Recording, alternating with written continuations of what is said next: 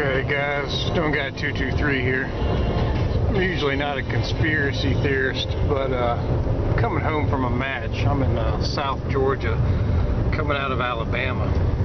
Check this shit out. UN. Coming out of Alabama. UN trucks. These look like brand new vehicles. Not sure what the hell is going on with this, or why we got UN trucks coming out of Alabama, or at least they're Alabama truckers. No identification on them, just UN trucks. Yeah, these are definitely brand new. All the furniture's brand new on them. I wonder what the hell's up with that. There is a new worry on our southern border tonight, with border agents overwhelmed by this huge recent surge in illegal immigrants. The cartels are now taking advantage. Megan, let me just say this. What I watched over the last few days is so problematic that what I'm about to say on your show is the most important thing I've ever said on your show. We have so many problems facing this country. We know them all, especially the major ones: joblessness, welfare, national security, so on and so on. And as I stood on that border and I watched those cartels drag over all the things they did, I went over to the bus depots and watched thousands upon thousands of illegal aliens be bussed around almost as if they were at Disneyland, being sent off to somewhere USA. All I could think was that all those major problems just became a major epidemic. Our Border Patrol, I met with the Border Patrol today. I met with them secretly. They told me the morale is down. The criminals that are coming through this country is earth-shattering. And I can tell you this, I feel that our country and the future of our children have officially fallen off the cliff. Now a closer look at those militants tearing Iraq apart, boasting of their brutality with those images we showed you at the top. Tonight we're learning more about them and about the man who leads them. He spent years in U.S. custody. They have a strategy, and it's working. They use social media as a weapon. Many of the images in this story come from accounts associated with ISIS and can't be verified. Leader of ISIS, Abu Bakr al-Baghdadi, was in U.S. custody in Iraq for 4 years. When he was released in 2009, his parting words to U.S. troops: "I'll see you in New York."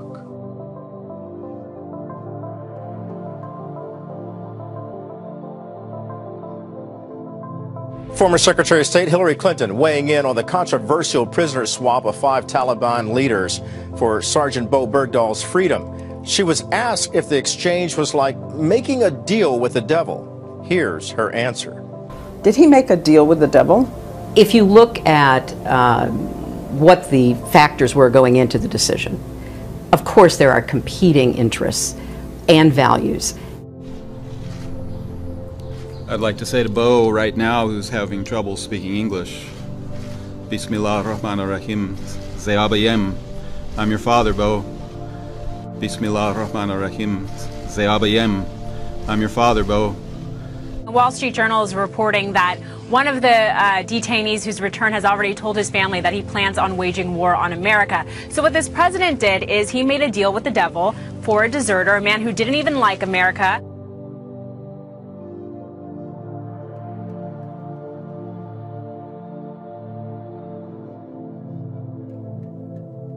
In the spotlight tonight, America's gun problem. Yesterday morning, a 15-year-old student opened fire at Reynolds High School in Troutdale, Oregon, injuring a teacher and killing a fellow student before turning the gun on himself. My biggest frustration so far is the fact that this society has not been willing to take some basic steps to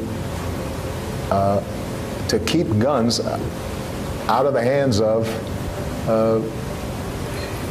people who can do just unbelievable damage.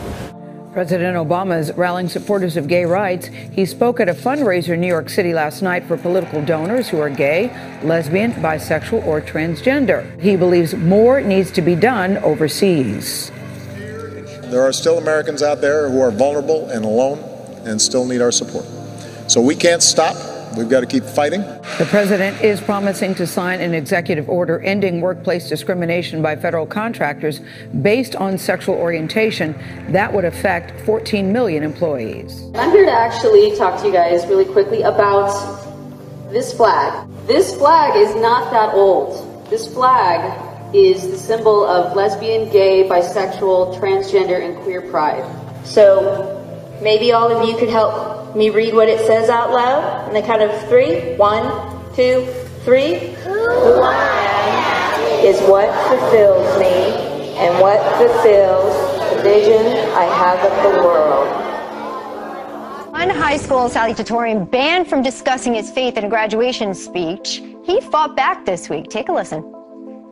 In coming before you today, I presented 3 drafts of my speech. All of them denied on the account of my desire to share my personal thoughts and inspiration to you in my Christian faith. It wasn't one that your school wanted you to share. You had heard 3 times that you couldn't include faith. What did the school tell you? That's right. Now, the first and second times I submitted my speech last week, the school told me, as well as their attorneys, that any reference to God or Jesus or prayer of any kind was unconstitutional and they would pull the mic on me. Additionally, the third time I turned my speech in, they denied it and handed it back to me with God or any reference to my faith blacked out in black marker. I mean, but look, all of those, well, some would call them threats against your freedom of speech and religion. We're going to make sure we pay attention to this because this type of thing is happening more often than not these days, it seems. And it's a sad reality that this type of hostility has to go on. I go anywhere Greater Cleveland calls. 43-year-old Doug Odelecki admits that he's armed when he's on the streets, but it's with a video camera.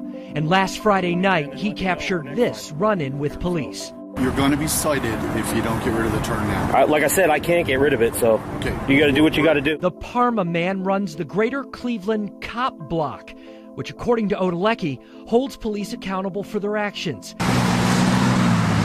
Last week, he took his camera to the corner of State and Brook Park Roads, where he held up a sign warning drivers that an OVI checkpoint was down the street.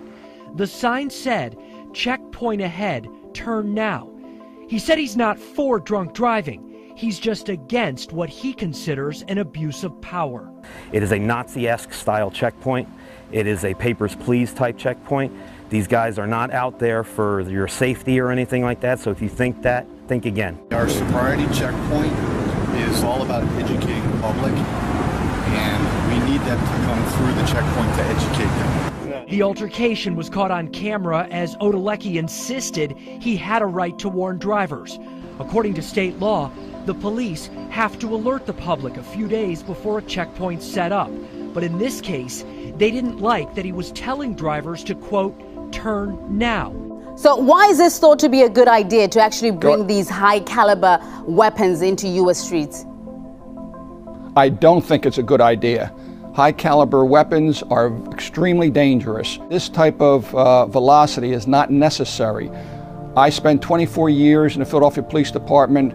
I am fearful of this type of police chief getting this type of equipment. Welcome to the news at 9, and we start with breaking news. A scare for commuters in Weehawken after a threat near the Lincoln Tunnel. Transformed Weehawken into an armed camp. Authorities swarm the streets with heavy weapons, rifles drawn, canine units making sweeps. Police shut down 19th Street, not far from the Lincoln Tunnel. Police even ordered some passengers off this Hudson Bergen light rail train. Many people seem stunned and visibly upset by the huge show of force. I did see an Army vehicle going by, and there were a lot of helicopters. Police say the caller also said he had a gun and various chemicals. Authorities pinged or traced the call. Well, a man accused of setting off a manhunt on the seacoast following a violent confrontation with police. No one was hit by the gunfire. And backup arrived from across the region, including federal agents. Sections of routes 150 and 107 were shut down. A helicopter searched the wooded area overhead. An unsettling scene for people living here. It's scary because you don't know what's going to happen. You don't know who the person is.